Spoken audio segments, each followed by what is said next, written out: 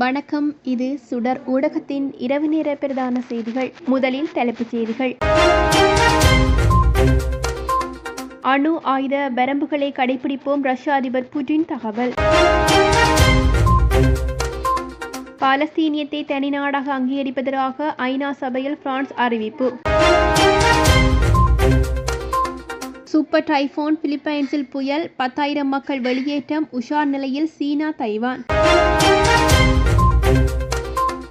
இந்தியாவிற்கு விமான சக்கரத்தில் அமர்ந்து வந்த சிறுவன், அதிர்ச்சியை நோக்கும் உலகம். ரஷ்யாவிற்கு பிரித்தானியா விடுத்த அதிரடி எச்சரிக்கை, வலுக்கும் போர் பதட்டம். சொந்த நாட்டு மக்களையே குண்டு வீசி கொன்ற பாகிஸ்தான் விமானப்படை. வெளிநாடொன்றில் அவசரமாக ரத்து செய்யப்பட்ட பல விமான சேவைகள். பாலஸ்தீனியத்தை அங்கீகரித்த நாடுகளுக்கு நெதன்யாகுவின் அதிரடி எச்சரிக்கை. இனி தொடர்பான விரிவான செய்திகள்.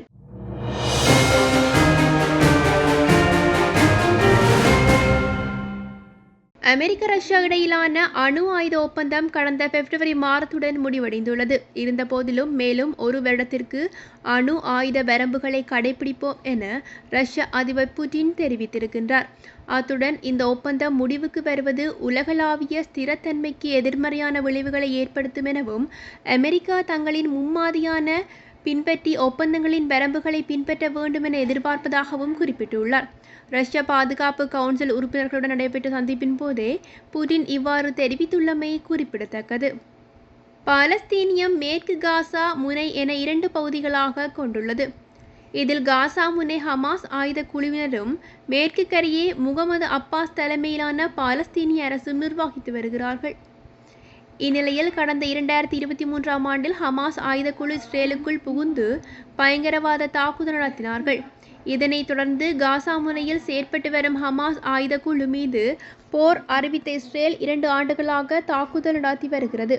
இந்த போரில் 65,000க்கும் அதிகமானவர்கள் பலியாகியுள்ளார்கள். அதேவேளை பாலஸ்தீனியத்தை தனி நாடாக 140க்கும் மேற்பட்ட நாடுகள் அங்கீகரித்துள்ளதுடன், இஸ்ரேல், அமெரிக்கா போன்ற நாடுகள் பாலஸ்தீனியத்தை அங்கீகரிக்கவில்லை. இதற்கிடையே பாலஸ்தீனியத்தை தனிநாடாக அங்கீகரிப்பதற்காக இங்கிலாந்து, கனடா, ஆஸ்திரேலியா ஆகிய நாடுகளும் அறிவித்துள்ளன. இந்நிலையில் பாலஸ்தீனியத்தை தனிநாடாக அங்கீகரிப்பதற்காக பிரான்ஸ் நாடும் அதிகரித்துள்ளது. ஐக்கிய நாடுகள் சபையின் சிறப்பு கூட்டத்தில் பிரான்ஸ் அதிபர் எமானுவேல் மேக்ரோன் இதனை அறிவித்திருக்கின்றார். உலக நாடுகள் பாலஸ்தீனியத்தை தனி நாடாக அங்கீகரிப்பதற்கு இஸ்ரேல் பிரதமர் பெஞ்சமின் நெதன்யாகு கண்டனம் தெரிவித்துள்ளமையும் குறிப்பிடத்தக்கது. பிலிப்பைன்ஸின் வடக்கு பகுதியில் ககாயான் மாகாணத்தின் அருகே ரகசா என்ற புதிய புயல் உருவாகியுள்ளது. இந்த புயல் அங்குள்ள லுசோன் நகரில் இன்று மதியம் கரையை கடக்கும் என கணிக்கப்பட்டுள்ளது. மணிக்கு 215 கிலோமீட்டர் வேகத்தில் காற்று வீசி மழை பெய்ததனால் முன்னெச்சரிக்கையாக 10,000க்கும் மேற்பட்ட மக்கள் பாடசாலைகள் மற்றும் நிவாரண மையங்களில் தங்க வைக்கப்பட்டுள்ளார்கள். பலத்த மழை மற்றும் நிலச்சரிவு ஏற்படும் என வானிலை ஆய்வு மையம் எச்சரிக்கை விடுத்துள்ளது. புயல் காரணமாக மணிலா மற்றும் 29 மாகாணங்களில் உள்ள பள்ளிகள் மற்றும் அரசு அலுவலகங்கள் மூடப்பட்டுள்ளன. புயல் எச்சரிக்கை காரணமாக உள்நாட்டு விமான சேவைகள் நிறுத்தப்பட்டுள்ளது. இதனைத் தொடர்ந்து புயல் சீனாவின் குவாங்டாங் மாகாணத்தை நோக்கி நகரும் என கணிக்கப்பட்டுள்ளதனால் அங்கு முன்னெச்சரிக்கை நடவடிக்கைகள் எடுக்கப்பட்டிருப்பதுடன் அங்கு 4 லட்சம் மக்களை பாதுகாப்பான இடங்களுக்கு மாற்ற அரசாங்கம் முடிவு செய்துள்ளது.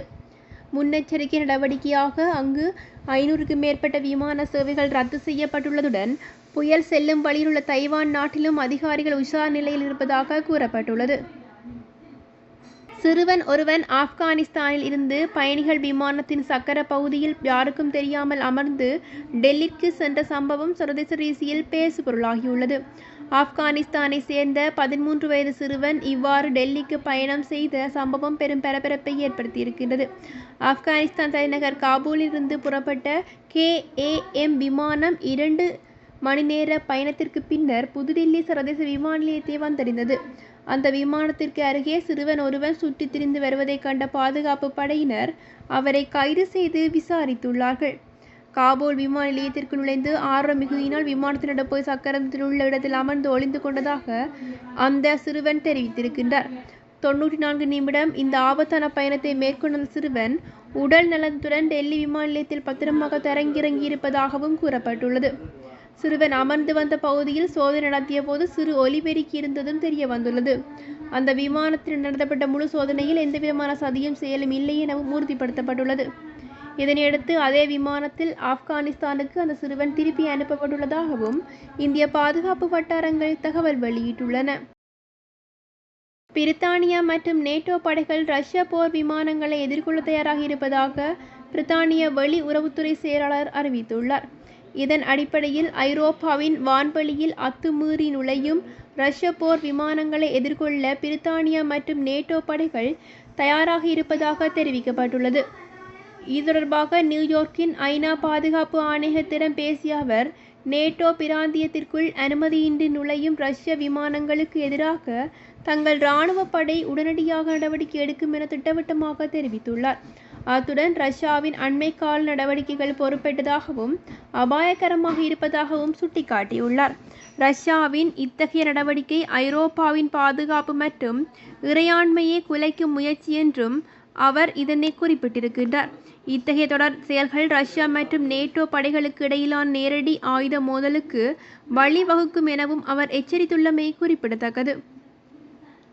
பாகிஸ்தான் விமானப்படை நடத்திய குண்டு தாக்குதலில் பெண்கள், குழந்தைகள் உட்பட 30 பேர் பலியான சம்பவம் ஒன்று துயரத்தை ஏற்படுத்தியிருக்கின்றது. பல்துன் மக்கள் பெரும்பான்மையாக உள்ள மன்ட்ரோ தாரா கிராமத்தில் இந்த தாக்குதல் நடத்தப்பட்டிருப்பதாகவும் பாகிஸ்தான் போர் விமானங்கள் 8 குண்டுகளை வீசி தாக்கியிருப்பதாகவும் இந்த தாக்குதலால் கிராமத்தின் பெரும்பகுதி அழிக்கப்பட்டதுடன் பலர் காயமடைந்துள்ளதாகவும் கூறப்பட்டுள்ளது. பாகிஸ்தான் விமானப்படை தாக்குதல் நடாத்திய இந்த பகுதி ஆப்கான் எல்லையை ஒட்டிய மலைகளுக்கிடையே அமைந்துள்ளது. அண்மைய நாட்களாக ஆப்கான் எல்லையை ஒட்டிய பகுதிகளில் பயங்கரவாதிகளுக்கு எதிரான தாக்குதல்களை பாகிஸ்தான் இராணுவம் தீவிரப்படுத்தியுள்ளமையும் குறிப்பிடத்தக்கது. சொந்த மக்கள் மீது விமானப்படை மூலம் வெடிகுண்டுகளை வீசியதற்கு பாகிஸ்தானுக்கு சர்வதேச மனித உரிமை அமைப்புகள் கண்டனம் தெரிவித்து வருகின்றன. ஹாங்காங்கில் பல விமான சேவைகள் ரத்து செய்யப்பட்டுள்ளதாக சர்வதேச ஊடகங்கள் செய்தி வெளியிட்டுள்ளன. ஹாங்காங்கை நெருங்கி வரும் ரகசா என்ற பெயர் கொண்ட சூறாவளியை தவிர்ப்பதற்காகவே இந்த நடவடிக்கை எடுக்கப்பட்டிருப்பதுடன் ஹாங்காங் அனைத்துலக விமான நிலையம் 23ஆம் தேதி இரவு 8 மணி முதல் 25ஆம் தேதி காலை 8 மணி வரை 36 மணி நேரத்திற்கு மூடப்படும் என தெரிவிக்கப்பட்டுள்ளது. இந்த விடயத்தை குவாண்டாஸ் விமான நிலையம் வெளியிட்டுள்ள அறிக்கையில் கூறப்பட்டுள்ளது. பாதிக்கப்பட்ட பயணிகளிடமிருந்து அறிக்கை வழியாக மன்னிப்பும் கோரப்பட்டுள்ளது.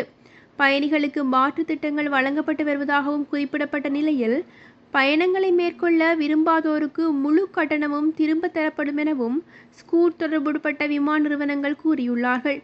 பயன்படுத்தாத பயண சீட்டுக்கான பற்றுச்சீட்டுகளை கொடுத்து பணத்தை திரும்ப பெற்றுக்கொள்ளும்படி பயணிகளுக்கு அறிவுறுத்தப்பட்டுள்ளது.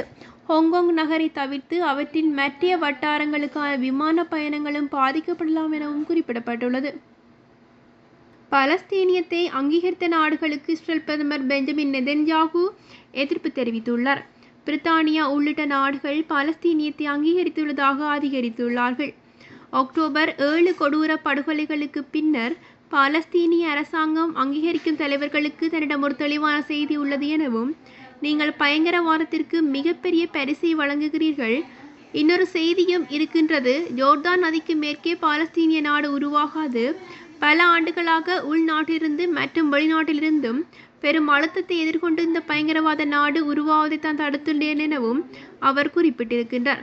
தாங்கள் அதனை உறுதியுடன் செய்தோம், அரசியல் ஞானத்துடன் செய்தோம், மேற்கு கரையில் யூத குடியேற்றத்தை இரட்டிப்பாக்கினோம், அதனை தொடர்ந்தும் செய்வோம் எனவும், நாட்டின் மையப்பகுதியின் பயங்கரவாத அரசை தம் மீது திணிக்கும் சமீபத்திய முயற்சிக்கான பதில் தான் அமெரிக்காவிற்கு திரும்பிய பின்னர் கொடுக்கப்படும், காத்திருங்கள் எனவும் பெஞ்சமின் நெதன்யாகு மேலும் குறிப்பிட்டுள்ளார்.